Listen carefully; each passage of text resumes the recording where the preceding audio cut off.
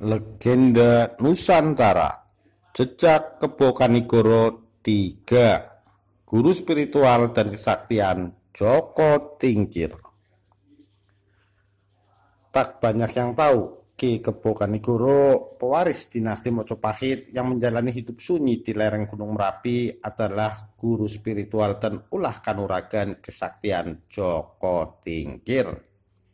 Ki Kebo Kanigoro semenjak kecil memang memilih mengasingkan diri dari kekayaan dan kemapanan hidup istana Kadipaten Pengging. Putra pertama Adipati Pengging, Handayaningrat, lebih dikenal juga Ki Pengging Sepuh, lebih suka mengembara ke hutan belantara sambil mencari guru spiritual dan ulah kanuragan. Hingga ayahandanya lengser ke Prabon. Dari kekuasaannya, Kebo Kanigoro memutuskan menyerahkan tahta penerus Kadipaten Pengging kepada Kebo Kenongo, adik kandungnya yang juga terah Raja Majapahit Brawijaya V. Sejak saat itulah Kebo Kanigoro yang secara adat dinasti kerajaan Mojopahit bertahta sebagai Adipati Pengging lebih memilih menjadi hidup sunyi menjadi pertapa muda di lereng Gunung Merapi. Namun demikian bukan berarti Kebo Kanigoro acuh tak acuh terhadap permasalahan pelik yang menimpa keturunan Brawijaya V, terutama yang terkait Kadipaten Pengging dan keluarga besarnya.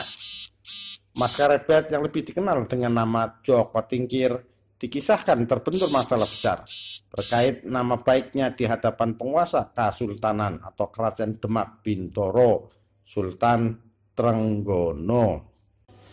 Penelusuran literatur sejarah menerangkan Mas Karebet adalah putra Ki Kebo Kenongo yang semasa hidupnya bertahta di Kadipaten Pengging, saudara muda Ki Kebo Kanigoro. Joko Tingkir yang baru saja dilantik sebagai prajurit di Kerajaan Demak Bintoro membunuh lurah atau kepala prajurit yang terkenal, congkak dan suka pamer kekuatan, Dadung Awuk namanya.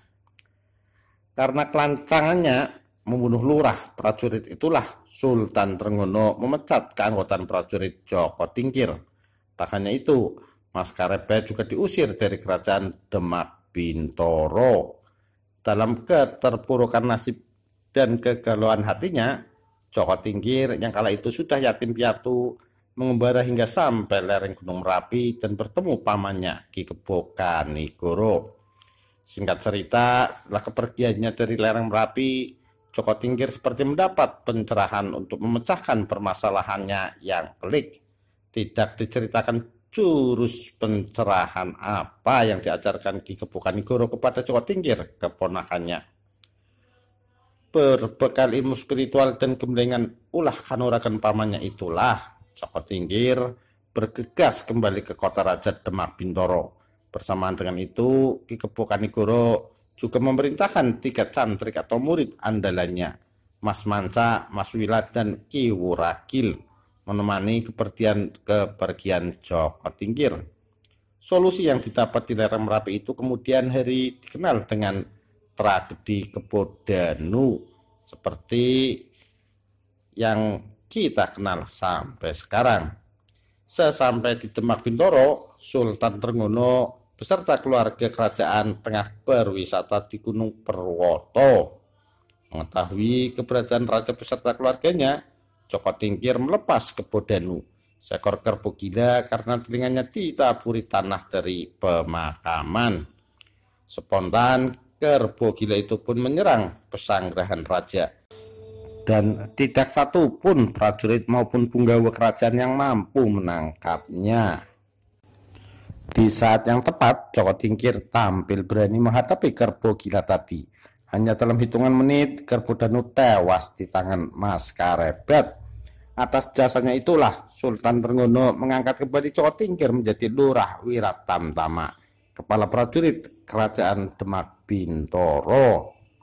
Kisah dalam bab tersebut bisa saja sebenarnya hanyalah kiasan. Setelah dipecat sebagai prajurit, Joko Tingkir sengaja menciptakan kerusuhan di Kerajaan Demak Bintoro, kemudian tampil sebagai peredam huru-hara untuk mendapatkan simpati lagi dari sang penguasa. Berangkat dari huru-hara Kebodanu inilah prestasi Joko Tingkir sangat diperhitungkan Sultan Trenggono hingga kisahnya bergulir dinaikkan pangkatnya sebagai Adipati Pajang, bergelar Adipati Hadiwijaya dan menikahi Ratu Mas Cempaka putri Sultan Trenggono. Mas Karebet alias Joko Tingkir putra Kebo Kenongo tak lain juga keponakan sekaligus murid Kebo Kanigoro, nama besarannya Kian Moncer. Bersamaan itu karir politiknya pun makin menanjak pesat. Wilayah Pajang yang semula hanyalah kadipaten di bawah Kesultanan Demak, Bintoro, kemudian hari menjadi Kerajaan Pajang.